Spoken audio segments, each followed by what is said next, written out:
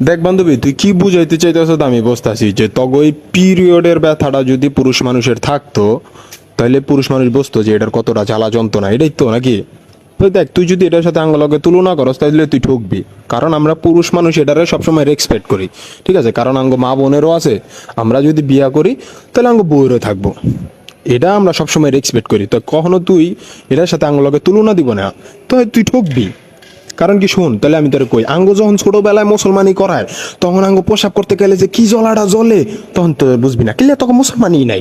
আর আমরা যখন মনে করে যে ক্রিকেট খেলতে যাই, ক্রিকেট খেলাটা আমি পেস বল আইয়া যে আন্ডার আর মাথাটার মধ্যে যখন লাগে বলটা, তখন যে নাক ধরে আধা ঘন্টা মনে কর বয়ে থাকি, তখন যে কি ব্যথা যন্ত্রণা, তখন তুই এটা বুঝতি না। বন্ধু বান্ধব গুলোকে আড্ডা দিতাছি, এক বন্ধু হঠাৎ করে থাপড় দিল এক ওই আন্ডাটার মধ্যে, এইটা যে একের কি ব্যথা যন্ত্রণা তুই এটা বুঝতি না।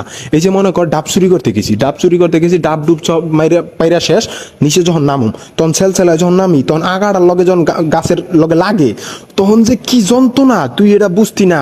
এই যে মনে কর হুন্ডা চালাইতে চালাইতে হঠাৎ করে মনে কর ব্রেক করলাম, আন্ডাটার মধ্যে হলে হলে বাবরা ধীরে ধীরে বাবরা হে হে হে হে হে হে হে, মনের ভিতরে গান লাগা জায়গা, কিন্তু মনে কর নাক ধরে আধা ঘন্টা বয়ে থাকতে হয়। এটার যে ব্যথা যন্ত্রণা এটাও তারা বুঝতি না।